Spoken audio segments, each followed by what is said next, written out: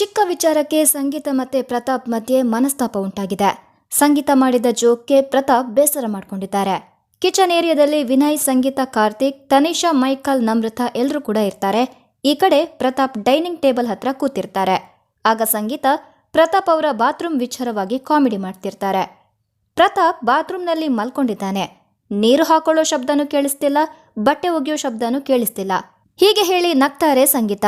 ಇದಕ್ಕೆ ಪ್ರತಾಪ್ ಕೋಪಗೊಂಡು, ನಾನು ಸ್ನಾನ ಮಾಡಬೇಕು ಅಂದ್ರೆ ಸ್ನಾನ ಮಾಡೋದಕ್ಕೆ ಹೋಗ್ತೀನಿ ಹೀಗಂತ ಜೋರಲ್ಲೇ ಹೇಳಿದ್ದಾರೆ. ಇದಕ್ಕೆ ಸಂಗೀತ, ನೀನ್ಯಾಕೆ ಇಷ್ಟು ರೇಗಡ್ತಿದೀಯಾ, ಇದು ಜೋಕ್ ಪ್ರತು ಅಂತ ಹೇಳಿದ್ದಾರೆ. ಆಗ ಪ್ರತಾಪ್, ನಿಮ್ಗೆ ಜೋಕೆ ಬಿಡಿ ಅಂತ ಹೇಳಿದ್ದಾರೆ. ಇವರಲ್ಲಿ ಗಲಾಟೆ ಮಾಡ್ಕೊಳ್ತಾ ಇದ್ರೆ ಈ ಕಡೆ ತುಕಾಲಿ ಸಂತೋಷ್ ಹಾಗೂ ವರ್ತೂರ್ ಅವರು ಇವರ ಬಗ್ಗೆನೇ ಮಾತಾಡ್ತಾ ಕೂತಿದ್ದಾರೆ. ತುಕಾಲಿ ಹೇಳ್ತಾರೆ, ಪ್ರತಾಪ್ ಹೇಳ್ತಾನೆ ನಮ್ ದಿ ಗೆದ್ಬಿಟ್ರೆ ಸಾಕು, ನಮ್ ದೀನೇ ಮುಂದೆ ಬರಬೇಕು ಅಂತ ಹೇಳ್ತಾ ಇದ್ದ. ಈಗ ದೀಗೂನು ಪ್ರತುಗೂನು ಆಗ್ಲೇ ಮನಸ್ತಾಪ ಅಂತ ಕೊಂಕು ಮಾತಾಡಿದ್ದಾರೆ. ಇವರಿಬ್ರು ಸಣ್ಣ ಪುಟ್ಟ ವಿಚಾರಕ್ಕೆ ಆಗಾಗ ಜಗಳ ಮಾಡ್ಕೊಂಡು ನಂತರ ಒಂದಾಗ್ತಾರೆ. ಆದ್ರೆ ಇದೀಗ ಬಿಗ್ ಬಾಸ್ ಸದಸ್ಯರಿಗೆ ವಾರದ 3ನೇ ಟಾಸ್ಕ್ ಅನ್ನ ಕೊಟ್ಟಿದ್ದಾರೆ. ಆದ್ರೆ ಈ ಟಾಸ್ಕ್ಗೂ ಸಂಗೀತರನ್ನ ಮನೆ ಮಂದಿ ಹೊರಗಿಟ್ಟಿದ್ದಾರೆ. ಈ ಟಾಸ್ಕ್ ಸ್ವಿಮ್ಮಿಂಗ್ ಪೂಲ್ ನಲ್ಲಿ ನಡೀತಾ ಇರೋದ್ರಿಂದ ಸ್ವಿಮ್ಮಿಂಗ್ ಚೆನ್ನಾಗಿ ಬರುವವರು ಟಾಸ್ಕ್ ಮಾಡಬೇಕು.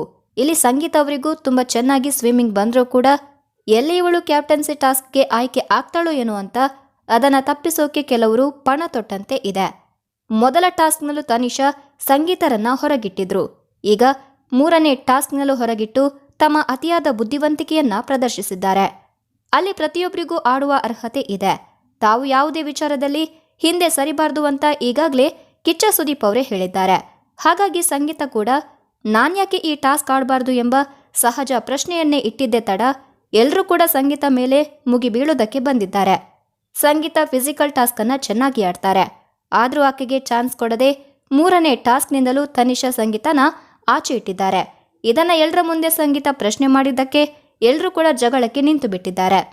ಆದ್ರೆ ಇಲ್ಲಿ ಸಿರಿ ಅವರು ಸಂಗೀತಗೆ ಕ್ಯಾಪ್ಟನ್ಸಿಯಲ್ಲಿ ವಿಶೇಷ ಅಧಿಕಾರ ಕೊಟ್ಟಿರೋದ್ರಿಂದ ಹೀಗೆಲ್ಲ ಪ್ಲಾನ್ ಮಾಡಿಕೊಂಡು ಸಂಗೀತ ಕೈಲಿ ಏನೇನೂ ಆಗಲ್ಲ ಅಂತ ತನಿಷಾ ಮಾಸ್ಟರ್ ಪ್ಲಾನ್ ಮಾಡಿಕೊಂಡು ಟಾಸ್ಕ್ನಿಂದಲೇ ಹೊರಗಿಟ್ಟಿದ್ದಾರೆ. ಹೌದು, ಬಿಗ್ ಬಾಸ್ ಎಲ್ಲ ಸ್ಪರ್ಧಿಗಳಿಗೆ ಹೇಳ್ತಾರೆ, ಈ ಟಾಸ್ಕ್ ಆಡೋದಕ್ಕೆ ನೀರಲ್ಲಿ ಮುಳುಗುವ ಸಾಮರ್ಥ್ಯ ಹಾಗೂ ಉತ್ತಮ ಗುರಿ ಇರುವ 4 ಸದಸ್ಯರ ಅಗತ್ಯವಿದೆ ಅಂತ.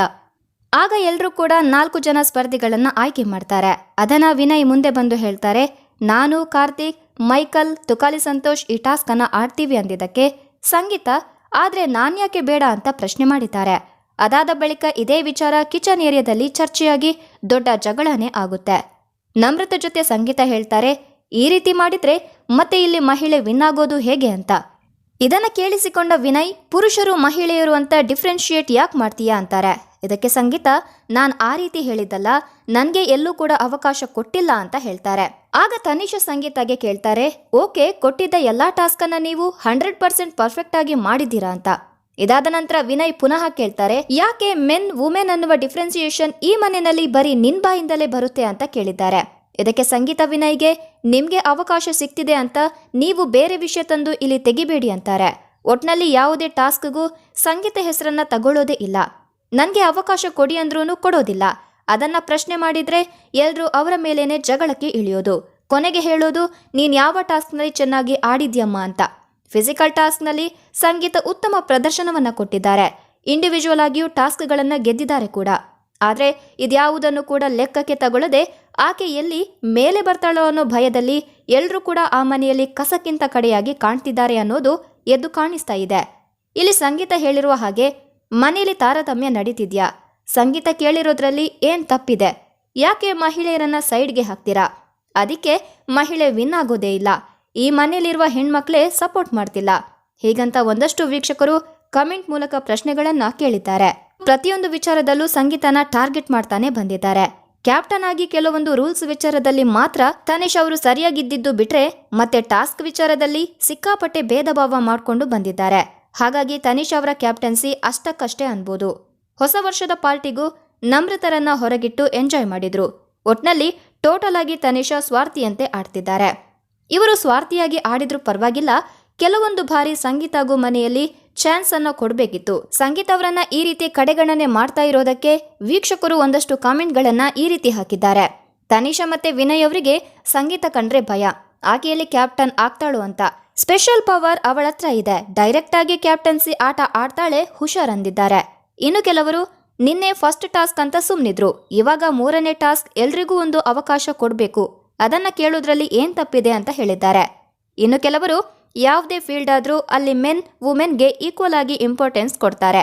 ಇಲ್ಲೂ ಅಷ್ಟೇ, ಸ್ಪೋರ್ಟ್ಸ್ ಬಂದ್ರೆ ಫಿಸಿಕಲ್ ಅಂತ ಬಂದ್ರೆ ಯಾಕೆ ಹುಡುಗಿರ್ನ ದೂರ ಇಡ್ತಾರೆ, ಯಾಕೆ ಹುಡುಗರನ್ನ ಅಷ್ಟೇ ಆಡೋಕೆ ಆಗೋದಾ, ಹುಡುಗಿರ್ಗೆ ಆಗಲ್ಲ ಅಂತ ಮೈಂಡ್ ಸೆಟ್ ಯಾಕೆ? ಗೇಮಲ್ಲಿ ಸೋಲೋದು ಗೆಲ್ಲೋದು ಇದ್ದಿದೆ, ಬಟ್ ಚಾನ್ಸ್ ಕೊಡಬೇಕಾದ್ರೆ ಹುಡುಗ ಹುಡುಗಿ ಅಂತ ಯಾಕೆ ನೋಡಬೇಕು?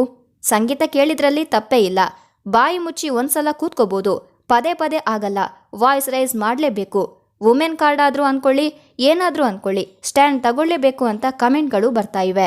ಹೌದು, ಬಿಗ್ ಬಾಸ್ ಮನೆಯ ಸ್ಟ್ರಾಂಗ್ ಸ್ಪರ್ಧಿಗಳಲ್ಲಿ ಸಂಗೀತ ಕೂಡ ಒಬ್ರು. ಅನಿಸಿದ್ದನ್ನ ನೇರವಾಗಿ ಹೇಳೋದು ಅವರ ವ್ಯಕ್ತಿತ್ವ.